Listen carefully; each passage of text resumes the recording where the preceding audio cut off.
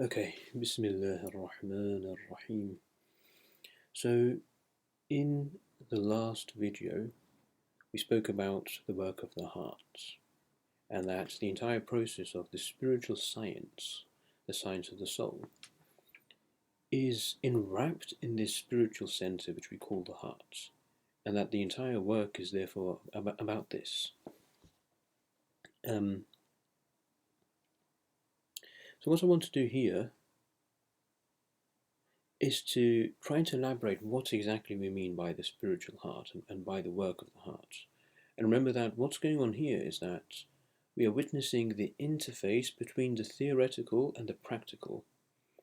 And by the way, to just give you a teaser of what is to come, this is a huge thing. This goes far, far, far beyond merely spiritual exercise, if I can use the word merely to refer to it, which it's not, of course.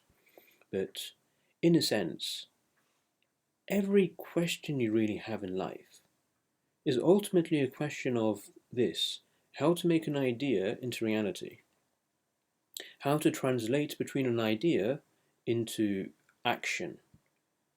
And if you really sit down and think about it, everything is basically that. That is, at least if you have the idea to begin with.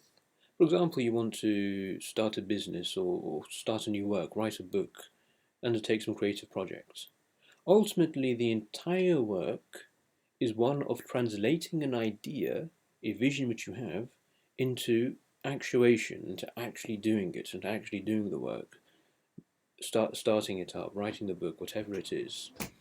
And even now, the inward work of finding meaning, peace, coming into balance. Again, it's the idea of, or it is the ideal rather, the idea of an ideal of peace, an ideal vision of what meaningfulness living is, or what human perfection and realization is, an ideal vision you have of yourself and how you would like to be, and it is the work of translating this ideal idea into flesh. The word become flesh as it is. So this is the very crux of the issue. The work of the heart is every work. Every work which there is, at its kernel, has and is therefore the work of the heart. So now, for our cases over here, we're trying to take this entire theoretical map of the soul and to embody it, to embody the spirit, the mind, into therefore the body, into inhabiting the body as the mindscape, as the lattice of consciousness, as the temple of the soul, as the microcosmos, this little piece of flesh containing the entire universe within it. And thus we will have found completion, and in that completion we'll have found therefore order and balance and harmony and equilibrium, and therefore peace and happiness. This, if I were to summarize all of spiritual work, and therefore really all of the meaning of human life in one word, it is this: surrender. How to embody and to realize the spirit, how to be spiritual, is an action of surrender. Because you see, the spirit is, more so, the spirit is the source of isness. It is the source of your being. That's why we described it as a darkness. Like a seed in the depth of the ground, life sprouts out of this. But the thing itself, therefore, is deeper than living, deeper than breathing, deeper than consciousness and the mind and thinking. It's the source of that. I said before, okay, how do we come into the source of our being without losing our being? And that's what the heart is. It's the spirit inside of you. The spiritual heart is the spirit insofar as it is contained inside of your being. It is because, as we said, you have a plant or a tree which is grown up out of the seed, but then the seed remains in the structure as its inmost hidden center. And actually, the beauty and miracle of nature is that usually that inmost hidden center finds some explicit manifestation. Usually, a plant produces its own seed. It begets itself. Things beget themselves in other forms. They reproduce, replicate. So this heart is the hiddenness of the spirit inside of you, what I call the oneness of thy being. The oneness of being itself is what we mean by God, by the absolute reality. The oneness of your being, of thy being, is God inside of thee. That is the Spirit of God which He breathed into you, and the meaning of that is this irreducible spark and kernel of divinity which is seated inside of you. And therefore this idea of coming into balance with the Spirit, in other words, is the same thing. That's the meaning of a surrender, surrendering to the self or surrendering to God. And that is the meaning thus. To surrender is to cease doing. To surrender is to come back into the pure silence and stillness, which is the source of one's being. It's a deconstruction rather than a destruction. You're still there, but you rid yourself of everything extraneous. You allow all the leaves to wither away, and all the branches to fall down, and the plant to retract back into its seed. Thus you do. That process of coming down into oneself is called surrender. And what I find amazing is that, the word Islam in Arabic means literally this, surrender. And the kernel of the Abrahamic religions is that, it is to surrender to God, to surrender to reality, for manyness to surrender to oneness and come back into the oneness of being, for the generated to come back into the source of its generator, the created to return unto the creator. That is the meaning of surrender. And how is this surrender done? Because you see, the problem here is that if we say one has to surrender to God, or one has an idea that God is great outside, we have this idea for some reason that God is out there. So when one says surrender to God, you think that you must do something.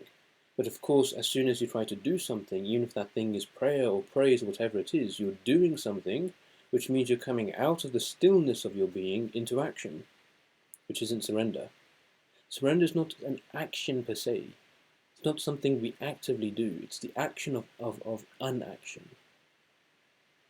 I don't want to say inaction. It's not inactive. The actual process of surrender, when one thing has surrendered, it will actually usually be in its most energetic state it possibly is. When one is enlightened, when one reduces himself of all thoughts and comes back into the ground of his thoughts, that's actually the most luminous state of the mind. Look at the books written by enlightened people. They're the greatest books written. So this state of surrender is not one of inactivity, but let us say unactivity, because unaction is the source of action. When you come back into the source of action, you are empowered to do any action. It's right there before you, but yet you surrender and don't hold on to it. And when you don't hold on to things, you allow them to flow. And when you allow them to flow, there bursts forth from you a vigorous emanation of creativity. So in fact, to surrender is to come back into the source of creativity. And now to come back to this idea, let us say perhaps misconception, misunderstanding, that to surrender to God is to do something, is to lift oneself up, to do some greatness, to achieve greatness. But of course that is a contradiction in terms. But that's why when we understand the mystical kernel of religion, when we actually study spirituality, when we actually study the spiritual science, whatever form it be in, we see that what it means to surrender to God is to surrender to yourself. The Prophet Muhammad said, "Man arafa nafsahu faqad arafa rabbah." He who knoweth himself hath known his Lord. And thus the entire activity of finding God, of finding the absolute, the infinite, eternality, infinite delight and felicity, to behold the beatific vision and splendor of all things, that is a process of surrendering to oneself. Because, you see, the spark of divinity is contained inside of thee. And this is the biggest misunderstanding. And it's a misunderstanding which has become ubiquitous. I've given one example, the misunderstanding of religion inside a religion, which is why the very idea of religion has become so corrupted, because people think it's doing something, going beyond oneself. Even the idea of going beyond oneself can actually be a misconstruction. For example, it is said that you must lose your ego. But then when you think about losing your ego, you think of doing something, of going beyond, but again, doing something, you're not surrendering. In fact, it's nothing about going beyond oneself. Yes, it's a certain language and it has a meaning, but ultimately what we mean is going into yourself. The process of self-transcendence is a process of self-realization. It's about realizing what your true self is. It's about reducing into that spark of divinity breathed into you. It's about going down from the light of consciousness into the depths and the darkness of the spirit. That doesn't mean the light no longer shines. No, the light shines all the same, perhaps even stronger. But you are going down into the depths of the darkness from which the light hath welled forth. And thus, here you are, this body you are.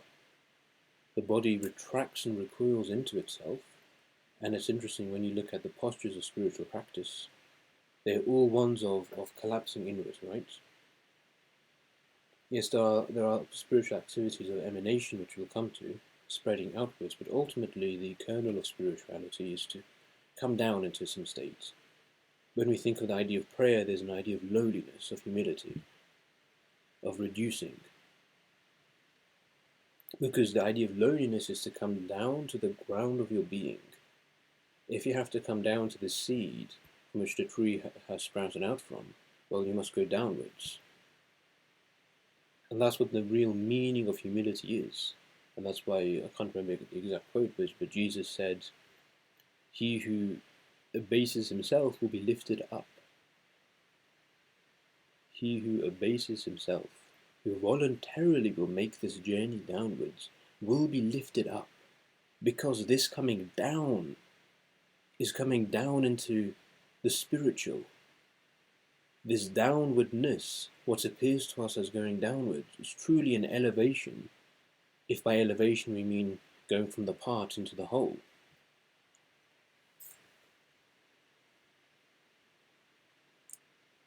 So this is the first idea.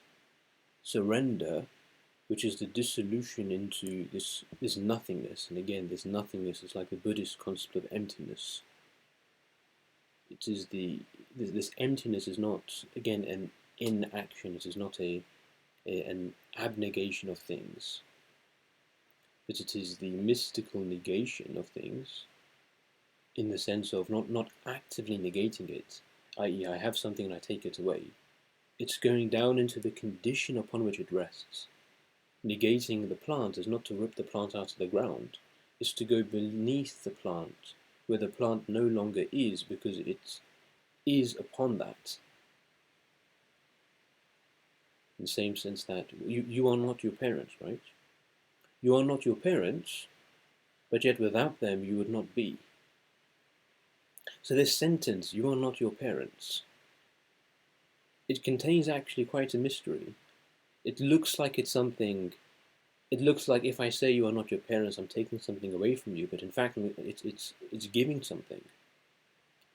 I'm negating your relative identity, and therefore you go to something deeper because your parents are the conditions of your being, and so on and so forth. You keep going backwards. You keep going back one step into another step. When you negate things, you say, I am not this body. I'm not losing this body, but I'm going back into the mind. And that's the meaning of saying not this or not this, of negating the ego. I'm not losing the ego, I'm not denying the ego, I'm going into the ground upon which the ego rests. And then I come into the mind, and I say, well, I'm not the mind either. Again, I'm not losing the mind, I'm not losing thoughts. The thoughts can still be there, but I'm going one step before the thoughts. And when you keep continuing this process, ultimately you get down to the thing which cannot be negated. You cannot negate your being. I cannot say you are not your being. You are your being. You are the oneness of your being. That is your essence, your identity, your spirit, your soul. So surrender is this process of negating, and I've explained very well what negating really means here. It's not a destructive thing whatsoever.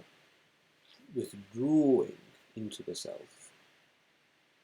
That's why what state are we in when it is said we are closest to God? We are closest to God when we bow down unto Him. And now if you look at this symbolism of the posture of bowing down, in fact I'd recommend you to do that, to bow down.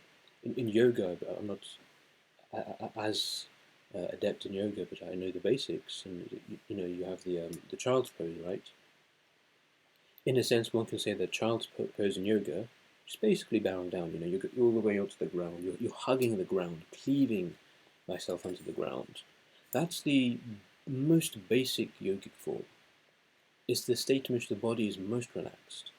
So the teacher will always say, if it becomes too much for you at any stage, withdraw, go back down to the ground of your being, i.e. just rest in child's pose. And it's called child's pose as well because childhood is like the spirit of adulthood. It's the ground of adulthood. And now if we study this posture, bowing down, obeisance, child's pose, this most prototypical posture, we see that it is literally you have withdrawn yourself. You've literally taken, the full length of your body standing up. You've withdrawn your hands into you. You've collapsed your chest onto your thighs. The longitudinal movement has been withdrawn, retracted into itself. You've literally coiled yourself up into a little ball. And what is most amazing is that it looks quite a lot like the fetal position. Your first position when you're in the womb of your mother, you were literally hugged up. You were tightened up, coiled up. And it resembles or not like a seed. The legs and the arms are like branches which have grown out of the seed, and from an embryological perspective, that's actually exactly what happens. That's exactly what happens, even from a mathematical perspective. There's a process of differentiation where something seminal, something seed-like, is literally branching out like a tree into this pentagonal posture we have, this pentagonal shape. You're then taking these branches and coming back into the seed-like posture.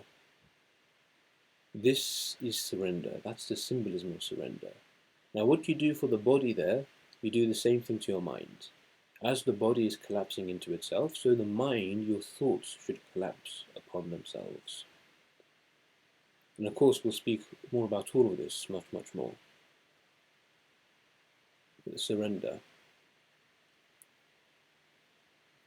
And again, I find it quite spectacular that the word Islam means this. And as I explained in my video on the universal religion, I see Islam as this, not as a religion, but I'm trying to wrap all these, the universal religion, to trying to bring every idea of religion together, especially of the Abrahamic faiths, conceiving it into some singular unity. And that's the idea. If you look at the Bible, you have the Old Testament has been, composed, revealed, inspired over a long period of time. Even that is coming upon the back of very ancient religion, They have many, many, many different religions. It's synthesizing together.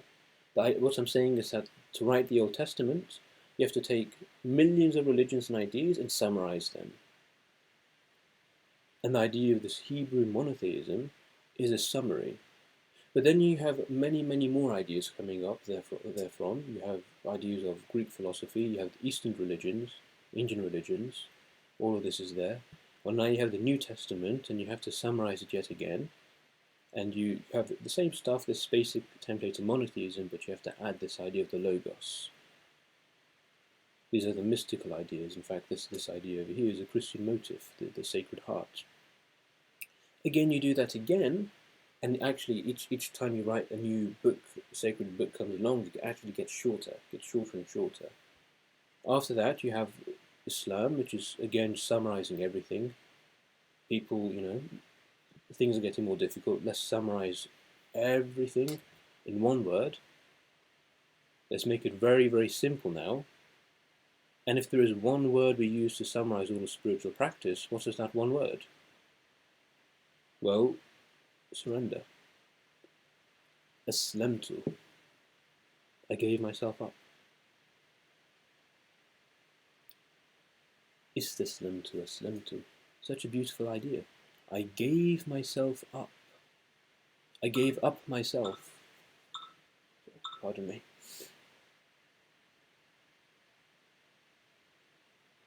And therefore surrender.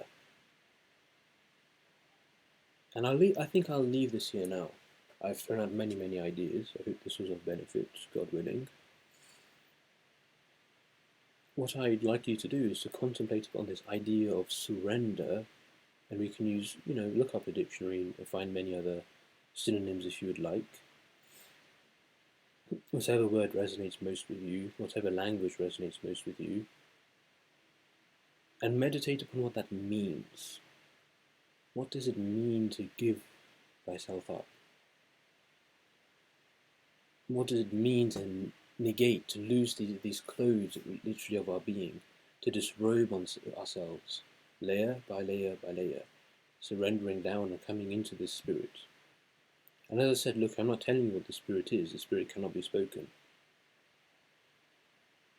The spirit is of God. It's godly. What is God? It's the point. What is absolute reality? What is infinity? What is the spirit?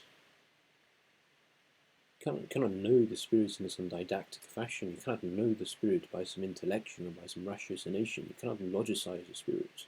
You cannot logicize the meaning of things. But it will lead you to it, the direct experience and apprehension and ecstatic union with the spirit. That is what will give you knowledge of the spirit, when you directly taste it, when you directly drink from this Pierian spring at the basis of your being, and you become drunken, God drunken on the very essence of the oneness of your being. Then you will have known the spirit. That is the meaning of surrender. All these things are coming back like a spiral. They're all converging on the same point. What I invite you is to embark on the path to converge on that point. And as I alluded to at the beginning of this video, this is an awful, sublime thing. This goes far, far beyond merely learning how to find inner peace. It goes into the realization of human capacity, which ultimately is to become godlike. To be godly is to be godlike. And having realized the very essence of the human being, we see what we can do, which is anything. And this is the seed of that path. So, I shall leave this video here, God willing.